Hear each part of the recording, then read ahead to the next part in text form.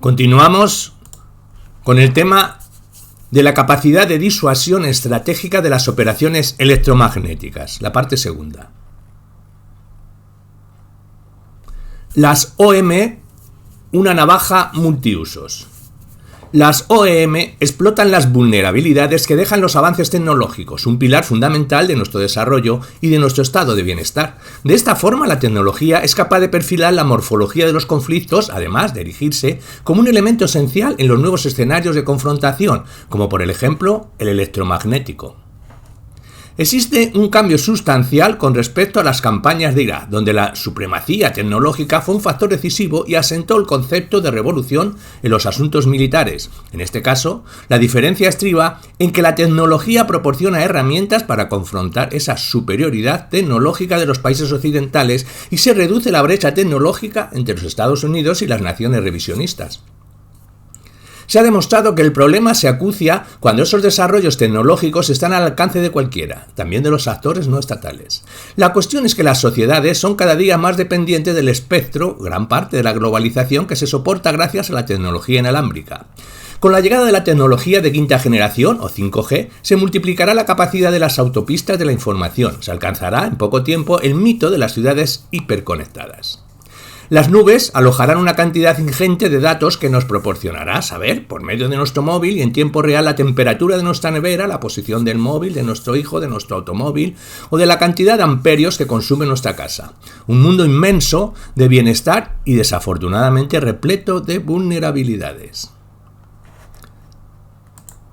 La disputa por gobernar esta tecnología es frenética, pues el dato se erige como el nuevo petróleo del futuro y está conformado por sí solo un nuevo escenario de confrontación entre los estados más poderosos. Para abordar este reto, los Estados Unidos han promulgado recientemente una estrategia específica que le garantice la superioridad en el espectro electromagnético. Es quizá la vulnerabilidad de los sistemas GNSS el paradigma de que la tecnología ofrece extraordinarios beneficios, pero conlleva un nivel de vulnerabilidades que son fácilmente explotadas por parte de cualquiera, lo que convierte a casi a cualquier ciudadano en un potencial terrorista. La denegación del sistema de posicionamiento global, el GPS, por sus siglas en inglés, es un claro ejemplo de los efectos que se pueden conseguir con estas operaciones. Los perturbadores de la señal GPS imposibilitan la llegada al receptor de la señal de posición y la de sincronismo, que provoca un efecto nocivo, impredecible en otros sectores, pues gran parte de los equipos digitales disfrutan de esta señal. Esta vulnerabilidad a los sistemas GNSS ha sido cuantificada por varias naciones. Los informes públicos que ofrecen más detalle de las pérdidas económicas en los diferentes sectores por una denegación del GPS son los que proporcionan los Estados Unidos y el Reino Unido. La realidad es que vivimos en un mundo progresivamente dependiente del espectro. Existen iniciativas ambiciosas como la financiada por la Unión Europea denominada la AUT o SIP, Autonomous Shipping Initiative for European Waters, que tiene por objetivo una flota de barcos no tripulados. Durante este año se han realizado 2 pruebas con diferentes barcos. La primera, más simple, se acometió en aguas interiores y la segunda a mar abierto entre países del norte de Europa. España tiene el compromiso de adherirse a esta iniciativa que en unos años permitirá que proliferen barcos sin dotación. Llama poderosamente la atención que se deje en manos del espectro electromagnético la navegación de decenas de mercantes, pues a través del espectro se remiten las órdenes de gobierno de los buques. La inhibición de los GNSS se ha convertido en una herramienta más encuadrada dentro de lo que el jefe del Estado Mayor ruso, Valery Gerasimov, explicaba para alcanzar los objetivos de la campaña mediante otros medios, sin recurrir al tradicional uso de la fuerza. El papel de los medios no militares para conseguir objetivos políticos y estratégicos ha crecido y en muchos casos su eficacia es mayor que el poder de las armas. En este terreno, las OEM proporcionan un sustento a lo que la Federación Rusa denomina disuasión estratégica, pues los efectos que se pueden conseguir con las OEM son coercitivos para cualquier nación y es compleja la respuesta incluso en el formato de la autodefensa. Hemos analizado tan solo una de las vulnerabilidades derivada del uso masivo de la tecnología aplicada al espectro que proviene de los sistemas de posicionamiento global, pero las vulnerabilidades en el espectro de las sociedades occidentales son innumerables. Hablemos, por ejemplo, de la energía electromagnética para usos ofensivos. Nos encontramos ante el suculento mercado de las armas de energía dirigida armas que viajan a la velocidad de la luz, que no dejan trazabilidad y que es complicada su atribución, y se mueven en ese oscuro terreno de la ambigüedad. Existen también dentro de este mercado dispositivos que permiten inutilizar los procesadores que se encuentren a su paso. No es ciencia ficción, sino que se vende por parte de la empresa americana Boeing. Se denomina CHAN, Counter Electronic High Power Microwave Advanced Missile Project, y consiste en un haz de energía dirigida y que es inocuo para el ser humano, pero inutiliza los procesadores que se encuentran a su paso. Utilizar este dispositivo en un aeropuerto o en una ciudad puede desde luego producir efectos devastadores. La atribución de la acción sería realmente compleja, es por lo tanto una posibilidad muy a tener en cuenta. El abanico de posibilidades que presenta el uso de la energía electromagnética es desbordante. Solo hace falta apelar a la imaginación de cada uno para advertir las numerosas vulnerabilidades que las sociedades occidentales presentan en el espectro. En clave de conflicto militar hay simplemente que seguir las indicaciones de Gerasimov y apelar a la creatividad. En conclusión, quería decir que no importa las fuerzas que dispongan el enemigo, no importa lo bien preparadas que estén ni los conflictos armados que sean, maneras y métodos de vencerles pueden ser encontrados. Siempre tendrá vulnerabilidades, lo que nos indica que existen medios adecuados para confrontarlo. CHAN es lo que se denomina en Game Changer, pues cambia sustancialmente la forma de combatir. Es una capacidad extraordinariamente compleja de confortar y confrontar que genera un daño económico de dimensiones dantescas. Una mera pasada por la ciudad de Madrid sería capaz de cerrar el aeropuerto de Madrid-Barajas, Adolfo Suárez o la estación de Atocha. Un elemento más que contribuye a la disuasión estratégica. Aunque siempre podemos pensar que este escenario no va a tener lugar porque la respuesta de la comunidad internacional sería de tal calado que ahuyente al agresor a tomar esa medida. Algo similar a la destrucción mutua asegurada que tanta estabilidad proporcionó en los tiempos de la Guerra Fría. Sin embargo, es del todo diferente, pues la atribución del ataque es mucho más compleja y la herramienta, en menor escala, puede estar en manos de actores no estatales o un actor estatal decidir realizar una agresión mediante un proxy. Las OEM se convierten en un paradigma perfecto alineado con la Estrategia Nacional de Seguridad de la Federación Rusa, la utilización de la fuerza militar para proteger los intereses nacionales, que es posible solo si, adoptando todas las medidas de naturaleza no violenta, se ha mostrado ineficaces. Supongo que esta deducción era similar a la que adoptó Estonia en el 2007 cuando sufrió el mayor ataque ciber de la historia que paralizó por completo el país báltico. La perspectiva es sin lugar a duda complicada. Adivinar qué es lo que puede ocurrir en un mundo gobernado en las relaciones internacionales por la anarquía es sin duda arriesgado, por no decidir imprudente. Tras la caída del muro de Berlín, una de las conclusiones es que las fronteras ya no serían modificadas puesto que existían instrumentos internacionales para poner orden y concierto en el sistema internacional.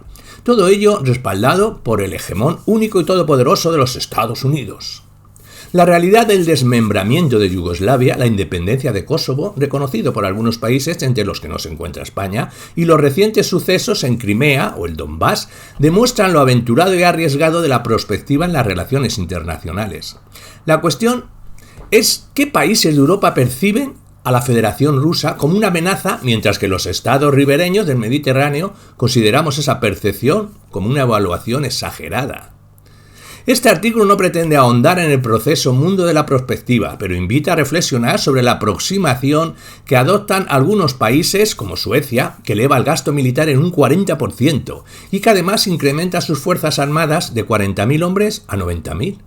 Recientemente la OTAN ha promulgado un interesante documento, donde refleja el tanto por ciento de gasto en defensa de los diferentes países de la alianza, y todo comprado a Estados Unidos.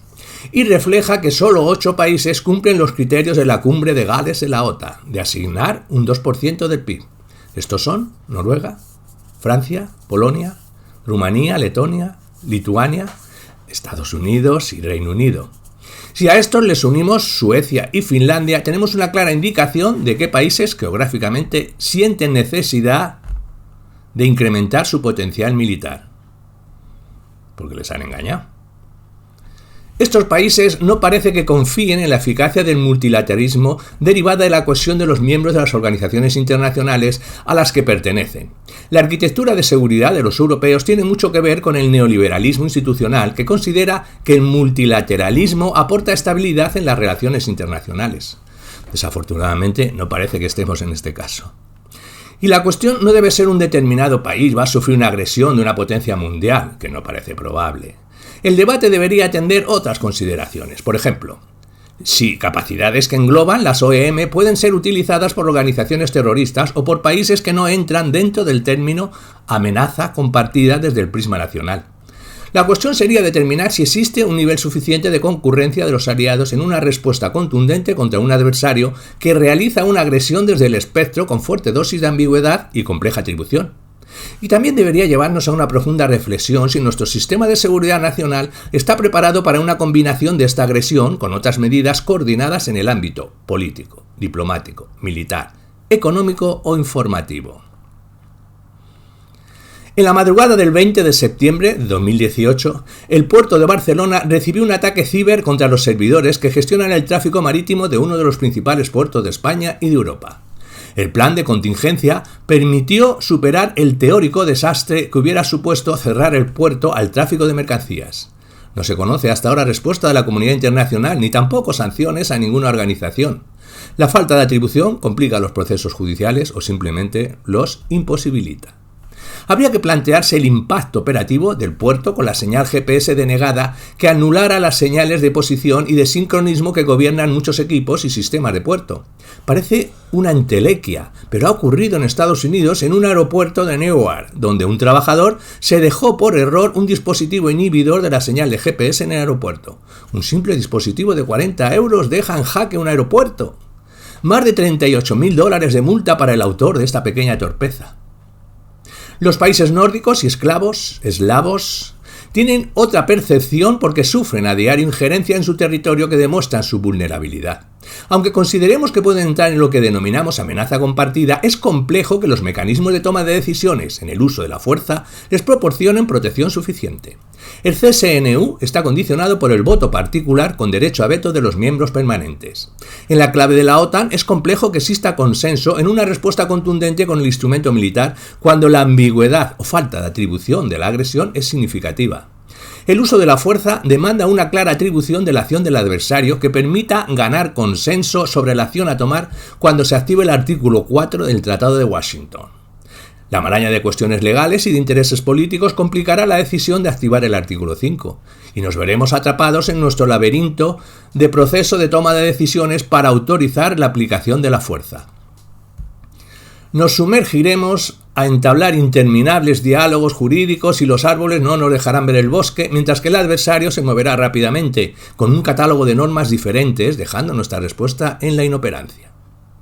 La doctrina Gerasimov, recurrente, utilizada por los softwares occidentales, simplemente no existe, como la presentamos en Occidente, encorsetada en un diseño específico, sino que se adapta al entorno buscando las debilidades y vulnerabilidades del adversario, utilizando todos los instrumentos del Estado en aras de conseguir alcanzar los objetivos políticos. Tan simple como eso, pero tan complejo de confrontar con nuestra deontología occidental. Es tan antigua como el arte de la guerra que encuentra en el ingenio y la creatividad una de las herramientas que nos lleva a doblegar al enemigo a pesar de tener dominio militar, ya lo dice Gerasimov. Una aproximación hacia nuevas ideas, hacia aproximación no comunes, hacia otros puntos de vista, es inaceptable en la ciencia militar. E incluso es más inaceptable que tengan esa actitud hacia la ciencia para los que se incorporan al mundo militar. La conclusión que sacamos es que las operaciones electromagnéticas de la mano de los avances tecnológicos diseñan una nueva morfología de los conflictos y modelan un escenario de confrontación dinámico y muy complejo.